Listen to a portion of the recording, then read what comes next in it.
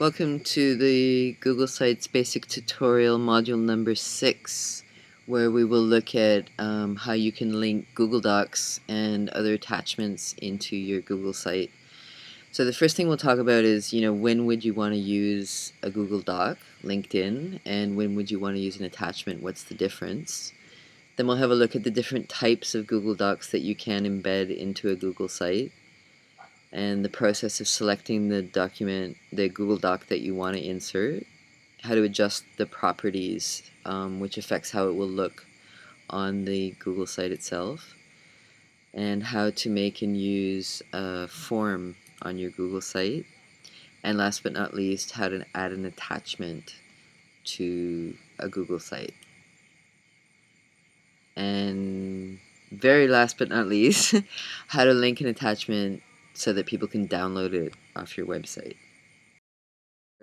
The footer, which is at the bottom of your page down here, and then the sidebar, which is at the side, the right or left side of your website, and the navigation, which is this stuff up here at the top of the site. These are really important parts of your website. They're the parts of your website that stay the same no matter where you are on the site. So this part of the site, the page content, will change from page to page. However, the navigations, they will stay the same. To be able to make changes to any of those parts of the website, what you need to do is go to More Action, and then to the Manage Site section. And then you'll see there's all these options. This is the back end of your website. It's what all the back end information that makes your website what it is. You need to go to the section called Site Layout. So within Site Layout, you'll see this is the basic layout of my website. So I do have a footer, I have a sidebar, which the width of which is that, and I also have a horizontal navigation bar. So adjusting the footer is pretty straightforward. You just edit footer content. And then you can see here it's a little bit hard to read because of the color, but in here I've got the information that I want to have in my footer just typed right in there, and you can type anything you want just like you would. You can insert images, you can format the text however you want to, and you can even use tables down here. And then with the sidebar, you can add a sidebar item. So you might want to put additional navigation, which links to specific pages in your site. Let's try adding that as an example. So we've added that into our sidebar, and we're gonna put it at the top. We're gonna move what we had before down and put the navigation at the top. So you can shift these around. The different elements that you want to add to your sidebar. So we're going to edit this navigation, and we can choose, let's say, automatically organize my navigation for 2 levels, for example, and click OK.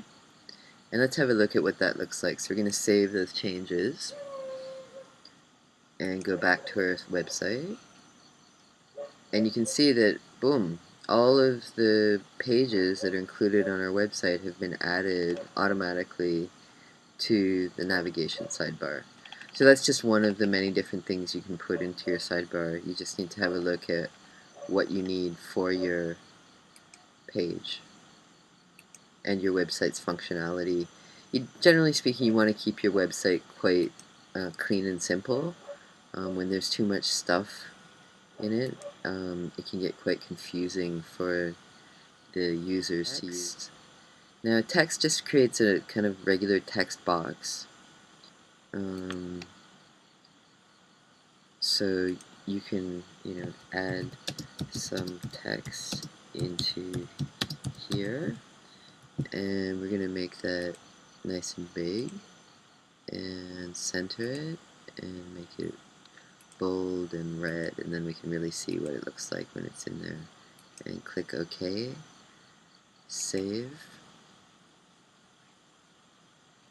And if we return to our site, what you'll see is down here is the text. Now the navigation's really important. That's how people get to see what's on your site, and you can either make it automatic or you can customize how you want that to look. So let's have a look at the navigation for this particular website and see how that works. So same place, you go to Manage Site and Site Layout, and then it's up here in the what's called the horizontal navigation bar. So you click on Edit Content. Now what you see here, up here, this is all of the pages that I've chosen to put into my navigation. So I want to have home, and then about EATUP, and then the subsets of that. And the style that I've chosen is tabs. You can always use boxes or links. You can try those out and see how they look. Subsets. So under where we work, indented is on Bali, around Indonesia, and EATUP HQ and demo site. So what does that mean? I'll show you in the site itself in the navigation.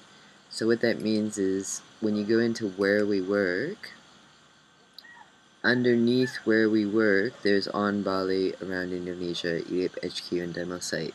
So whatever is indented into the navigation, that will be underneath that section. So for example, what we do, EATUP news, permaculture, etc. Over here, when you go to the what we do section, which is here, indented is EATUP news, permaculture, and disaster management. If you move any of these, this is what happens. So at the moment, EATUP news is underneath what we do. If we outdent it, it moves down here because it's no longer a subset of this. Only these things are a subset of this. And then we click, okay, whenever you make any changes like this, you have to save your changes first, and then they become live. And then you return to the site to see how those changes were affected. So now you can see that EATUP news is standing alone. It's no longer under what we do. And if you were to move it back again,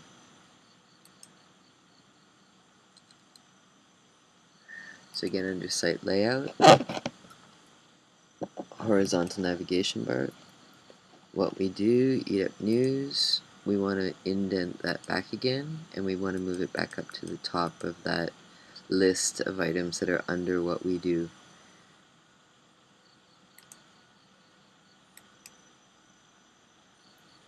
So save your changes, go back to the site, and there we are, it's back where it should be. So let's make a new page and put it into the structure to see how that works. We're going to create a new page, which is add this to navigation. And we'll just put it on the top level for now. Create page.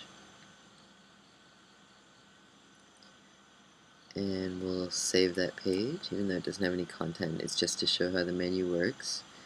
And let's say we want to put that page under Contact Us, which currently has nothing under it.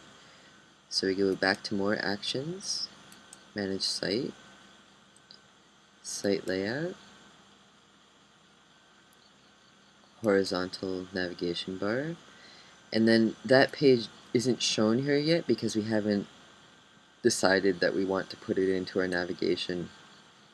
So we need to click on Add Page, and there's the page we just made, Add This to Navigation. So we click on that, click OK, and then it'll automatically appear here at the bottom of the page. So if we were just to click OK now, it would stand alone, but we want to, so let's have a look at how that works.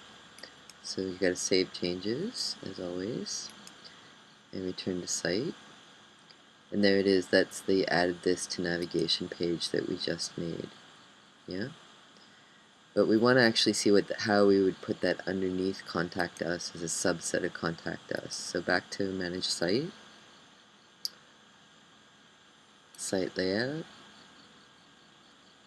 Horizontal Navigation Bar, and here's the Add This to Navigation. We're going to indent it, so now it should be underneath Contact Us. Click OK, save your changes, and let's see how that works. So now it's no longer here, you can't see it here anymore, but if you go and contact us, you'll see it right underneath there. So say you've added this page here, but you decide later on that you actually want to have that written as something else. So maybe it's too long, you want to make it a nice short name for that page. So if you click on Edit Page, and you simply change this text here at the very top, which is the title of the page itself. Try this. Oops. And then click Save. So when you first do it, it won't show up. You've got to refresh the site, and then once you've refreshed the site one time, it will automatically change the name of the page in the menu as well as on the page itself.